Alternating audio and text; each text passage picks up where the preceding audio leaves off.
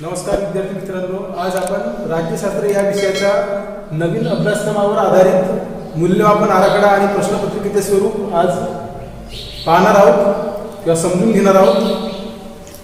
म्हणजे राज्यशास्त्र या विषयाची प्रश्नपत्रिका कशी असेल किंवा प्रश्नपत्रिकेचे स्वरूप कसं असतील, प्रश्न कोणकोणत्या प्रकारचे राहतील हे आपण या ठिकाणी या व्हिडिओच्या माध्यमातून समजून घेणार आहोत. तर बघा,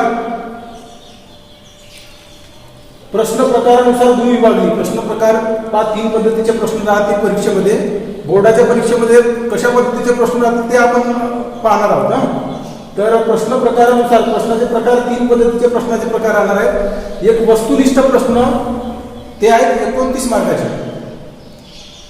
त्यानंतर लघुत्तरी प्रश्न आहे 41 मार्काचे आणि दीर्घोत्तरी प्रश्न विचारणार आहे 10 मार्काचे. वस्तुनिष्ठ प्रश्न त्याला आपण ऑब्जेक्टिव्ह टाइप क्वेश्चन म्हणतो, तर ते 29 मार्काचे आहे. त्यानंतर लघुत्तरी प्रश्न म्हणजे शॉर्ट आन्सर क्वेश्चन म्हणतात त्याला, म्हणजे याचे उत्तर आपल्याला 2 ते 3 किंवा 4-5 ओळीमध्ये 50 ते 60 शब्दामध्ये लिहायचं असते, त्याला ते 41 मार्काचे आहे. आणि दीर्घोत्तरी प्रश्न म्हणजे 180 ते 200 शब्दामध्ये त्याचं उत्तर लिहायचं आहे, ते 10 मार्कासाठी विचारणार आहे. आणि वस्तुनिष्ठ म्हणजे तुम्हाला माहिती आहे याचं उत्तर तुम्हाला एकतर एका शब्दामध्ये किंवा हार्डली एका वाक्यामध्ये त्याचं उत्तर तुम्हाला लिहायचं आहे. त्यानंतर बघा, लेखी परीक्षा मूल्यमापन. आता परीक्षा 2 पद्धतीची होणार आहे. म्हणजे 2 पद्धतीची म्हणजे काय, तर लेखी परीक्षा आणि अंतर्गत मूल्यमापन. म्हणजे या वर्षी सुद्धा अंतर्गत मूल्यमापनावर मागच्या वर्षीपर्यंत काय होतं, मागच्या वर्षीपर्यंत प्रकल्प होता आणि त्या प्रकल्पावर 20 मार्क होते. म्हणजे 80 लेखी परीक्षा आणि 20 मार्क जे होते ते प्रोजेक्टवर होते, प्रकल्पावर होते. पण आता काय केलं, या वर्षीला पुन्हा तेच केलंय. 80+20चा फॉर्म्युला आहे. याच्यामध्ये 80 मार्क आहेत लेखी परीक्षेवर आहेत आणि 20 मार्क जे आहेत ते अंतर्गत मूल्यमापनावर आहेत. म्हणजे असे एकूण 100 मार्कांचा. पण तुम्हाला लेखीची परीक्षा आहे द्यायची आहे तुम्हाला, ती 80 मार्काची आहे. त्याच्यामध्ये पहा, लेखी परीक्षा मूल्यमापन आराखडा 2020-2021 म्हणजे या वर्षीचा जो मूल्यमापन आराखडा जो राहील तो कोणत्या पद्धतीचे राहील, कारण या वर्षी नवीन अभ्यासक्रम आहे आणि नवीन अभ्यासक्रमावर आधारित प्रश्नपत्रिका येणार आहे. तर ती कशी, तर लक्षात आलं असेल, 80 मार्क हे लेखी परीक्षेवर राहतील आणि 20 मार्क हे अंतर्गत मूल्यमापनावर राहतील. अंतर्गत मूल्यमापन म्हणजे मी तुम्हाला काही प्रश्न देईन, त्याचे उत्तर तुम्हाला लिहायचे आहे, ते नंतर पाहू आपण तो. तर आता पहा, पहिला प्रश्न क्रमांक 1. प्रश्न क्रमांक 1 दिले आहे. त्यानंतर प्रश्नाचे स्वरूप कसं राहील ते पहा आणि त्यानंतर गुण विभाग दिले आहे, गुण किती दिले आहे प्रत्येक प्रश्नावर. तर बघा, प्रश्न क्रमांक पहिला, त्याच्यामध्ये अ, ब, क, ड आणि ई असे 5 उपप्रश्न दिलेले आहेत किंवा राहतील तुम्हाला. अ, ब, क, ड आणि ई असे 5 पद्धतीचे उपप्रश्न राहतील प्रश्न क्रमांक 1 मध्ये. अ मध्ये प्रश्न कोणता विचारेल पहा, कंसातील योग्य पर्याय निवडून विधाने पूर्ण करा, असा प्रश्न. कंसात म्हणजे तुम्हाला रिकामी जागा भरायची, रिकामी जागा राहील आणि तुम्हाला पर्याय दिले असतील कंसामध्ये आणि त्याचा योग्य पर्याय निवडून तुम्हाला ती रिकामी जागा पूर्ण करायची. हे आहे 5 मार्काचे प्रश्न विचारणार आहे. आता फॉर एक्झाम्पल एक प्रश्न घेऊन घेऊ आपण. सार्क या संघटनेची स्थापना रिकामी जागा या वर्षी झाली, असा प्रश्न आहे. रिकामी जागा या वर्षी झाली, तर मग त्याला उत्तरामध्ये कंसामध्ये उत्तरं दिली असतील 4 पद्धतीची. त्यातलं एक निवडायचं तुम्हाला योग्य. जसं फॉर एक्झाम्पल 1975, 1965, 1995, 1985 हे 4 पर्याय दिले असतील. ते 4 पर्यायापैकी कोणता योग्य पर्याय 1985, तर रिकाम्या जागेमध्ये कोणतं उत्तर येईल 1985. आणि तो वाक्य पूर्ण लिहायचं आहे. लक्षात घ्या, निवड 1985 ला लिहायचं आहे. तो वाक्य पूर्ण लिहायचं आहे. सार्क या संघटनेची स्थापना 1985 मध्ये झाली उत्तरामध्ये लिहिताना. नाहीतर बरेचसे विद्यार्थी काय करतात, फक्त तो वर्ष लिहून ठेवतात किंवा ती रिकामी जागा जी आहे ती फक्त लिहून ठेवतात, तो शब्दच लिहून ठेवतात, बाकीचे लिहत नाही. असं करायचं नाही, नाहीतर तुम्हाला मार्क किंवा गुण मिळणार नाही. लक्षात ठेवायचं, पूर्ण वाक्यात लिहायचं. जेवढे वाक्य दिलं आहे तुम्हाला पूर्ण वाक्य लिहायचं रिकाम्या जागा करून आणि त्या रिकाम्या जागेला काय करायचं, अधोरेखांकित करायचं, अंडरलाईन करायचं. ठीक आहे. या पद्धतीनं 5 मार्काचा हा प्रश्न क्रमांक पहिला अ, कंसातील योग्य पर्याय निवडून विधाने पूर्ण करा, 5 मार्काचे. त्यानंतर ब पहा, हा नवीन प्रश्न याड केलाय. आता काही प्रश्न काढून टाकले, जुन्या अभ्यासक्रमामध्ये काही प्रश्न काढले, नवीन प्रश्न याड केले आहेत, इन्क्लूड केले आहेत. या पद्धतीचा प्रश्न हा नवीन प्रश्न याड केला या वर्षीला. अगोदर जोड्या लावा होता, या वर्षी जोड्या लावा हा प्रश्न काढून टाकलेला आहे. त्याच्या ठिकाणी काय केलंय पहा, चुकीची जोडी दुरुस्त करून पुन्हा लिहायची. किती मार्कासाठी? 3 मार्कासाठी प्रश्न आहे हा. म्हणजे 3 राहतील तुम्हाला प्रश्न याच्यावर. तर प्रत्येक प्रश्नावर 3 जोड्या दिलेल्या असतील लक्षात ठेवायचं. आणि त्याच्यातली जी चुकीची जोडी आहे ती शोधायची आहे आणि ती बरोबर करून लिहायची. निवड शोधायचीच नाही तर ती बरोबर करून लिहायची. आता फॉर एक्झाम्पल सार्क भारत असं एक्झाम्पल, ब्रिक्स ब्राझील आणि महासत्ता चीन. सार्क भारत, ब्रिक्स ब्राझील आणि महासत्ता चीन असे 3 दिले असते. आता याच्यातली चुकीची जोडी कोणती? सार्क भारत बरोबर आहे. भारत हा सार्क संघटनेचा सभासद राष्ट्र आहे, माहिती आहे तुम्हाला. ब्राझील ब्रिक्स हाय बरोबर आहे, कारण बी म्हणजे ब्राझील होते, ब्रिक्स ही संघटना आहे आणि संघटनेचा सदस्य आहे ब्राझील, हाय बरोबर आहे. चुकला कोणता? महासत्ता चीन. महासत्ता कोणता? एक तर अमेरिका किंवा रशिया. अमेरिका किंवा रशिया जर बरोबर लिहिला असतं तिथं तर आपण ते बरोबर लिहिलं राहिली असती. पण चीन नाही आहे, महासत्ता हा चीन नव्हती. मग काय? महासत्ता चीन हा चुकली जोडी आहे. तर ती महासत्ता चीन ही चुकलेली जोडी शोधायची पहिले आणि त्यानंतर उत्तरामध्ये काय लिहायचं? महासत्ता अमेरिका किंवा महासत्ता रशिया असे लिहिले तरी झाले. म्हणजे अशा पद्धतीनं चुकीची जोडी दुरुस्त करून वाक्य म्हणजे तो पुन्हा जोडी ती लिहायची आहे. तर त्याला मार्क आहे 3 मार्काचा आहे. म्हणून लक्षात ठेवायचं. या पद्धतीनं चुकीची जोडी दुरुस्त करून पुन्हा लिहायची आहे. तर हे 3 मार्कासाठी आहे. लक्षात येते तुम्हाला ते प्रश्न पाहिल्याबरोबर लक्षात येईल. किंवा मग आपण नमुना प्रश्नपत्रिका पाहून घेऊ, मॉडेल क्वेश्चन पेपर म्हणतो आपण त्याला, तर तो नंतर पाहू आपण. म्हणून प्रश्न हा नवीन प्रश्न आहे, नव्यानं ऍड करण्यात आला आहे. चुकीची जोडी दुरुस्त करून पुन्हा लिहा, 3 मार्क. त्यानंतर प्रश्न क्रमांक पहिला आणि क दिलेल्या पर्यायापैकी योग्य पर्याय निवडून विधाने पूर्ण करा. म्हणजे तुम्हाला एक वाक्य हे दिलं असेल, विधान दिलं असेल आणि त्याच्या खाली पर्याय दिले असतील 3. तर त्या 3 पैकी एका पर्यायाची निवड करून ते लिहायचं. हा वेगळा करा, कोणतं तरी रिकामी जागा झाली, हा पर्याय निवडा हे वेगळं झालं. हे सुद्धा किती मार्कासाठी आहे? 4 मार्कासाठी हा प्रश्न आहे. बघा 4 मार्क. त्यानंतर प्रश्न क्रमांक 1 ड उपप्रश्न आहे ड. दिलेल्या विधानासाठी समर्पक संकल्पना लिहा. हाही नव्याने ऍड केलेला प्रश्न आहे. जुन्या कोर्समध्ये किंवा जुन्या अभ्यासक्रमामध्ये अशा पद्धतीचा प्रश्न बोर्डाच्या परीक्षेत विचारत नव्हता. हा नवीन नवीन पद्धतीने हा प्रश्न विचारण्यात आलेला आहे. तर हा कसा लिहायचा किंवा याच्यावरचे प्रश्न कसे असतील बघा. तुम्हाला एक्झाम्पल सांगतो मी.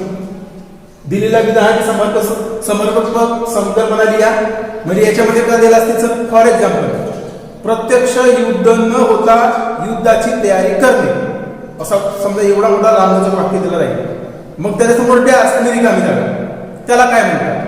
प्रत्यक्ष युद्ध न करता युद्धाची तयारी करणं म्हणजे शीतयुद्ध. म्हणजे फक्त तुम्हाला काय लिहायचा? एकच शब्द लिहायचा, शीतयुद्ध. म्हणजे वाक्य एवढा मोठा राहील, त्याचा एकच शब्द लिहायचा अशा पद्धतीने. किंवा बर्लिनची भिंत पडल्यानंतर उरलेली महासत्ता, असा पूर्ण एक वाक्य समजा. आणि मग त्याला उत्तर काय येईल? अमेरिका. बर्लिनची भिंत पडल्यानंतर रशियाचं विघटन झालं माहिती आहे तुम्हाला, आणि महासत्ता कोणती बनली? अमेरिका बनली महासत्ता. अशा पद्धतीने तुम्हाला एका शब्दात उत्तर लिहायचं. मोठा विधान राहील आणि त्या विधानाचा समर्पक संकल्पना लिहायचं, समर्पक उत्तर लिहायचं, योग्य उत्तर लिहायचं बरोबर. तर अशा पद्धतीचे याच्यावर आहे प्रश्न पहा. याच्यावर मार्क आहेत 4 किंवा गुण किती आहेत? 4 गुण दिले आहेत. त्यानंतर शेवटचा प्रश्न क्रमांक 1 मधला ई, अ ब क ड ई हे उपप्रश्न झाले प्रश्न क्रमांक 1 चे. तर ई प्रश्न बघा. गटात न बसणारा शब्द ओळखावा लिहा. हा सुद्धा नव्यानं समाविष्ट केलेला प्रश्न आहे. गटात न बसणारा शब्द म्हणजे याला ऑड मॅन आउट असं म्हणतात इंग्रजीमध्ये. म्हणजे तुम्हाला 4 दिले असतील, त्याच्यातला वेगळा कोणता आहे? जसा for example Bharat, Pakistan, Bangladesh, Brazil असे 4 देशांची नावं दिली असेल. तर भारत, पाकिस्तान, बांगलादेश आणि ब्राझील असं दिलं आहे. तर भारत, पाकिस्तान आणि बांगलादेश हे सार्क संघटनेचे सदस्य आहेत, पण ब्राझील नाही. मग याचं उत्तर काय येईल तुमचा? गटात न बसणारा शब्द कोणता? तर ब्राझील. बाकीचे 3 काय आहेत? भारत, पाकिस्तान आणि बांगलादेश हे सार्क संघटनेचे सभासद राष्ट्र आहेत. म्हणून हे नाही येणार, हे 3 सारखे झाले. मग एक वेगळा कोणता आहे? ब्राझील आहे. म्हणजे याचं उत्तर ब्राझील असं येईल. तो अशा पद्धतीचे प्रश्न म्हणजे गटात न बसणारा शब्द ओळखा आणि व तो मला लिहायचा आहे. तो किती मार्काचा आहे? 4 मार्काचा आहे किंवा 4 गुणाचा आहे. म्हणजे प्रश्न पहिला किती मार्काचा झाला बघा? 5 आणि 3 8 आणि 4 12 आणि 4 16 आणि 4 20 20 मार्काचा पहिला प्रश्न राहील. पहिल्या प्रश्नामध्ये अशा पद्धतीचे अ, ब, क, ड आणि ई असे 5 पद्धतीचे उपप्रश्न राहतील आणि त्याला अ ला 5 मार्क आहेत रिकाम्या जागा, ब चुकीची जोडी दुरुस्त करून वाक्य पुन्हा लिहा 3 मार्क, क मध्ये योग्य पर्याय निवडायला 4 मार्क, त्यानंतर समर्पक संकल्पना लिहा त्याला 4 मार्क आणि गटातनं बसणारा शब्द ओळखा आणि लिहा त्याला 4 मार्क असे 20 मार्काचा पहिला प्रश्न झाला. त्यानंतर प्रश्न दुसरा बघा. प्रश्न दुसरा बघा. प्रश्न दुसऱ्यामध्ये अ आणि ब अशा 2 उपप्रश्न विचारले जातील. त्याच्यामध्ये पहा खालील संकल्पना चित्र पूर्ण करा. संकल्पना चित्र माहिती आहे तुम्हाला, डायग्राम होतो, डायग्राम दिला असेल तुम्हाला. आता जी सराव परीक्षा घेतली होती त्या सराव परीक्षेमध्ये ते सराव पेपर जो घेतला होता त्याच्यामध्ये तुम्हाला तो डायग्राम दिला होता. जर सार्कचे सदस्य राष्ट्र त्याच्यामध्ये मग एरो राहतील 4, तर मग ते 4 पूर्ण करायचे. संकल्पना चित्र लक्षात येते. संकल्पना चित्र म्हणजे काय होते, डायग्रामवर आधारित प्रश्न, तर ते मार्काचे 4 मार्काचे आहे. तो पण 4 मार्काचा आहे. एकच संकल्पना चित्र राहील आणि 4 तुम्हाला रिकाम्या जागा राहतील. म्हणजे त्या डायग्राम मध्ये जे हे करायचे ते तेवढे 4 भरले म्हणजे प्रत्येकाला 1-1 मार्क आहे, म्हणजे ते 4 मार्क झाले. हा सुद्धा ऑब्जेक्टिव्ह मध्येच येते वस्तुनिष्ठ प्रश्न. फक्त ते शब्द लिहायचे. जर सार्कचे सभासद राष्ट्र मग का भारत, पाकिस्तान, बांगलादेश आणि नेपाळ एवढं लिहिलं तरी झालं होतं 4 पद्धतीचे. म्हणजे चौकोन राहील, चौकोनामध्ये सार्कची सदस्य राष्ट्र असं राहील, त्यानंतर यारो राहतील आणि ते यारो 4 यारो तुम्हाला त्याच्यातल्या त्या जागा भरायच्या किंवा ते लिहायचे. त्याला संकल्पना चित्र पूर्ण करा असा आहे, तो 4 मार्कासाठी आहे. आणि त्यानंतर दुसरा ब मध्ये हा ऑब्जेक्टिव्ह टाईप आहे, म्हणजे वस्तुनिष्ठ प्रश्नामध्ये येते. याचं उत्तर सुद्धा तुम्हाला एका शब्दामध्ये किंवा एका वाक्यामध्ये लिहायचं आहे. बघा, नकाशाचे निरीक्षण करून प्रश्नांची उत्तरे लिहा. हा सुद्धा नव्याने ऍड केलाय. जुन्या अभ्यासक्रमामध्ये असा भाग नव्हता किंवा असा नकाशा वगैरेचे बद्दलचे काही प्रश्न विचारत नव्हते. ही नवीन अभ्यासक्रमामध्ये हा प्रश्न नव्याने ऍड केलेला आहे. नकाशाचे निरीक्षण करून, म्हणजे एक नकाशा दिला राहील तुम्हाला आणि त्याचे निरीक्षण करून त्याच्या खाली जे प्रश्न दिले राहतील त्याचे उत्तर तुम्हाला लिहायचे आहे. तो आहे 5 मार्कांचा. बघा, 5 मार्कांचा आहे आणि हा सुद्धा तुम्ही इझिली सॉल्व्ह करू शकता, इझिली त्याचं उत्तर लिहू शकता. नकाशा तुमच्या समोरच राहील आणि त्याच्या आधारावर प्रश्न राहतील, त्याच्या आधारावर प्रश्न राहतील आणि त्या प्रश्नांची उत्तरं बरोबर तुम्ही व्यवस्थित लिहायचे. 3 प्रश्न विचारतील आणि त्याच्यावर 5 मार्क राहतील. 2 देशांची नावं सांगा, तर 2 देश 2 मार्क झाले. या पद्धतीने राहील. तर हे प्रश्न दुसरा किती मार्काचा झाला? 9. प्रश्न पहिला झाला 20 मार्काचा आणि प्रश्न दुसरा झाला 9 मार्काचा, म्हणजे 29 मार्क ऑब्जेक्टिव्ह पूर्ण. म्हणजे याचं उत्तर तुम्हाला एका शब्दामध्ये किंवा एका वाक्यामध्ये लिहायचं आहे.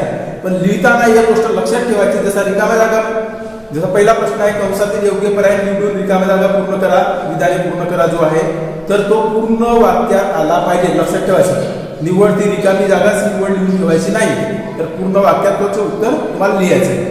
तर हे एकूण प्रश्न पहिला आणि दुसरा पूर्ण ऑब्जेक्टिव्ह वर आहे, म्हणजे पूर्ण वस्तुनिष्ठ प्रश्नावर आहे आणि हा आहे 29 मार्काचा. म्हणजे हा 29 मार्क म्हणजे पहा, जर ऑब्जेक्टिव्हवर जर जास्त लक्ष केंद्रित केलं आणि ऑब्जेक्टिव्ह जर बरोबर दिले तर पूर्णच्या पूर्ण मार्क मिळतील आणि ऑब्जेक्टिव्ह चुकले तर जसे रिकामी जागा एखादी जर चुकली तर पूर्ण 0 मार्क मिळतील आणि जर बरोबर असेल तर त्याला 1 गुण असेल तर 1 गुण मिळते. तुम्हाला माहिती आहे पद्धत. हे याच्यामध्ये ते थोडंसं लक्षात ठेवायचं आहे, कारण आपले ऑब्जेक्टिव्ह नाही चुकले पाहिजे. ऑब्जेक्टिव्ह जर चुकले तर तुमचे जे स्कोरिंग जे मार्क आहेत ते आपोआपच कमी होते. म्हणून जर स्कोर करायचे असतील तर वस्तुनिष्ठ प्रश्न चुकले नाही पाहिजेत किंवा बरोबर असले पाहिजे, त्याच्याकडे लक्ष द्यायचं. तुम्हाला व्यवस्थित लिहिला गेले पाहिजे याच्याकडे लक्ष द्यायचं आहे. कारण तो जर बरोबर असेल तर 1 गुण आहे, बरोबर असेल तर 0 गुण आहे, त्याला अर्धा गुण कधीच मिळत नाही. म्हणून लक्षात ठेवायचं की हे 29 मार्काचं आहे. त्यानंतर प्रश्न तिसरा बघा, चुकी बरोबर ते सकारण लिहा असा प्रश्न आहे. प्रश्न तिसरा, चुकी बरोबर ते सकारण लिहा कोणतेही 5. आणि हे काय दिले आहेत विकल्प 7 दिले असतील, 7 पैकी कोणते 5 लिहायचे तुम्हाला. 7 पैकी काय लिहायचे? 5 लिहायचे. चुकी बरोबर ते सकारण लिहा. म्हणजे वरील विधान चूक आहे का बरोबर आहे ते बरोबर लिहा आणि त्याला सकारण लिहायचं. चुकी बरोबर त्याला 1 गुण आहे आणि सकारणला 1 गुण आहे, असे 2 गुणांचा प्रश्न आहे. म्हणजे 5 गुण 10 मार्कांचा प्रश्न आहे. बघा, गुण इकडे लिहिले आहेत ना, गुण किंवा मार्क इकडे 10 मार्काचा प्रश्न आहे चुकी बरोबर. हाही प्रश्न ऑब्जेक्टिव्ह मध्येच येते. चुकी बरोबर जर बरोबर लिहिलं आणि जर सकारण जर नाही लिहिलं, निवड चुकी बरोबर जरी लिहिलं तरी इथं 5 मार्क भेटतील. 5 प्रश्नावर 5 मार्क. म्हणजे 29 आणि 5 34 मार्काचे तसे ऑब्जेक्टिव्ह आहे. 29 मार्काचे क्लिअर ऑब्जेक्टिव्ह आहे. 5 मार्क चुकी बरोबर याच्यामध्ये तुम्हाला 5 मार्क भेटू शकते. जर सहकारण नाही लिहिलं चुकी बरोबर जरी लिहून ठेवलं ते बरोबर लिहित असेल तर तुम्हाला 5 गुण मिळतील. ते 7 विकल्प आहे. विकल्पामध्ये 7 तुम्हाला 7 दिलेले असतील आणि 7 पैकी कोणतेही तुम्हाला काय लिहायचे 5 लिहायचे. तर याच्यामध्ये चुकी बरोबर त्याला 1 गुण आणि सहकारणला 1 गुण. पण चुकी बरोबर जर बरोबर असेल तर सहकारण तपासल्या जाते, लक्षात ठेवायचं. आणि चुकी बरोबर हे जर चुकलं असेल तर सहकारण कितीही जरी बरोबर लिहिलं असेल तरी तो तपासला जात नाही, म्हणजे तुम्हाला 0 मार्क मिळेल. म्हणून चुकी बरोबर हा बरोबर तुम्हाला लिहायचा आणि मग त्याला सहकारण तुम्हाला लिहायचं त्या पद्धतीने. ते नंतर आपण जेव्हा तुम्हाला नमुना प्रश्नपत्रिका किंवा मॉडेल क्वेश्चन पेपर पाहू ना तेव्हा मी तुम्हाला तो समजून सांगेन कसे राहतील प्रश्न. आपला एकच जरी प्रकरण झाला तर एका प्रकरणावर आपण 80 मार्काचा पेपर काढू शकतो आणि तुम्हाला समजून सांगण्यासाठी ते नंतर पाहू. ठीक आहे. तर याच्यावर चुकी बरोबर ते सहकारण लिहा. याच्यावर कोणते 5 लिहायचे तुम्हाला 7 दिलेले असतील आणि हा 10 गुणांचा आहे. म्हणजे प्रत्येक प्रश्नावर किती मार्क आहे 2 मार्क. 2 मार्काचे विभाग तुम्हाला सांगितलं मी. चुकी बरोबर त्याला 1 मार्क आणि सहकारणला 1 मार्क असे 2 मार्क एका प्रश्नावर. 5 प्रश्नावर 10 मार्क असं. त्यानंतर प्रश्न 14 बघा. विधानांचा सहसंबंध हा नवीन झाला या याच्यामध्ये लघुत्तरी प्रश्नामध्ये. हा नवीन ऍड केला, नवीन इन्क्लूड झाला, नवीन समाविष्ट करण्यात आला प्रश्न. हा अगोदर नव्हता. हा या म्हणजे मागच्या वर्षीचा जो कोर्स होता तो त्याच्यामध्ये नव्हता. तो अगोदरच्या खूप जुन्या कोर्समध्ये हा प्रश्न असायचा. विधानांचा सहसंबंध स्पष्ट करा. सहसंबंध म्हणजे फरक होत नाही, लक्षात ठेवायचं. मला तुम्हाला असं वाटत थोडासा सहसंबंध म्हणजे त्याचाच कोणता संबंध आहे. जसा फॉर एक्झाम्पल जसा महासत्ता शीतयुद्ध. आता महासत्तेचा आणि शीतयुद्धाचा कोणता संबंध आहे. आता 2 महासत्ता कोणत्या, 2 गट कोणते, अमेरिकेचा गट रशियाचा गट माहिती आहे तुम्हाला. आणि त्या अमेरिकेच्या रशियाच्या गटामध्ये काय झालं शीतयुद्ध झालं. शीतयुद्ध म्हणजे काय होते म्हणजे प्रत्यक्ष युद्ध न होता काय करणे युद्धाची तयारी करणं. तर मग अमेरिका आणि रशिया याच्यामध्ये काय झाला होता संघर्ष झाला होता. संघर्ष म्हणजे उघड किंवा प्रत्यक्ष संघर्ष झाला नव्हता, पण आपण किती बलशाली आहोत, आपण किती पॉवरफुल आहोत, आपण किती शक्तिवान आहोत हे आपापल्या पद्धतीने त्यांनी दाखवण्याचा प्रयत्न केला होता अमेरिकन रशियामध्ये आहे ना. म्हणून काय झालं होतं त्यांच्यामध्ये शीतयुद्ध झाला होता. म्हणजे महासत्ता आणि शीतयुद्धामध्ये याच्यामध्ये संबंध कसा आहे हा एक्झाम्पल सांगितलं मी अशा पद्धतीचे प्रश्न. म्हणजे सहसंबंध कसा आहे तर तुम्हाला फरक नाही करायचा आहे त्याचा संबंध कोणता आहे. महासत्तेचा आणि शीतयुद्धाचा कोणता संबंध आहे. महासत्तामध्ये कोण अमेरिका आणि रशिया आणि शीतयुद्ध कोणामध्ये झालं अमेरिका आणि रशियामध्ये झालं. या पद्धतीने तुम्हाला त्याची मांडणी करायची आहे. ते आपण नंतर जेव्हा तुम्हाला प्रश्न सांगेल तेव्हा सांगेल ना. इथं कोणते 3 लिहायचे आणि 5 पैकी 3 लक्षात ठेवायचा. पैकी आहे एवढे दिले असतील 5 त्याच्यापैकी 3 लिहायचे आहेत. किती मार्क आहेत 9 मार्क. 9 गुणांचा प्रश्न आहे. ठीक आहे. त्यानंतर प्रश्न 5वा बघा. खालील विषयावर तुमचे मत स्वमतावर आधारित प्रश्न आहे. 25 ते 30 शब्दात मांडा कोणतेही 3. स्वमत तुम्हाला माहिती आहे स्वमतावर. आता प्रत्येकच विषयामध्ये स्वमत आलाय म्हणजे तुम्हाला तुमचे विचार मांडायचे आहेत याच्यामध्ये. विषय दिले असतील आणि विषयावर आधारित तुम्हाला ते तुमचे मत मांडायचे 25 ते 30 शब्दात कोणतेही 3. 5 दिले असतील कोणते 3 लिहायचे आहेत. मार्क आहेत 12. म्हणजे प्रत्येक प्रश्नावर किती मार्क आहेत 4 मार्क आहेत. लक्षात 4 3 12 मार्कांचा प्रश्न आहे. तुम्हाला तुमचं मत मांडायचं आहे. तुमचं ओपिनियन सांगायचं आहे त्या मुद्द्याबद्दल किंवा मुद्दे किंवा विषय दिले. ठीक आहे. त्यानंतर प्रश्न 6वा बघा. प्रश्न 6वा मध्ये प्रश्नांची उत्तरे 80 ते 100 शब्दात लिहा. हा 6वा प्रश्न आहे. कोणतेही 4 दिले असतील 4 पैकी 2 लिहायचे तुम्हाला. 4 पैकी काय लिहायचे तुम्हाला 2 लिहायचे आहेत आणि तो मार्क आहे त्याच्यावर गुण आहे 10 गुणांचा प्रश्न आहे. हा थोडासा मोठा प्रश्न लिहायचा आहे. 80 ते 100 शब्दात लिहायचा आहे. कोणतेही 2 लिहायचे आहेत. किती दिले असतील तुम्हाला 4 दिले असतील कोणतेही 2 लिहायचे आहेत आणि मार्क आहे 10. म्हणजे एका प्रश्नावर मार्क आहे 5. 5 मार्कांचा हा एक प्रश्न आहे. तर अशा पद्धतीने 10 मार्क. आणि आता शेवटचा प्रश्न राहिला. कोणत्याही एका प्रश्नाचे उत्तर एकाच फक्त प्रश्नाचे उत्तर दिलेल्या मुद्द्यांच्या आधारे स्पष्ट करा. सुमारे 150 ते 200 शब्दात लिहा. म्हणजे कोणत्याही एका प्रश्नाचे उत्तर तुम्हाला 150 ते 200 शब्दामध्ये काय करायचं आहे लिहायचं आहे. दोन दिले असतील, दोन पैकी कोणता एकच लिहायचे, मुद्दे दिलेले असतील.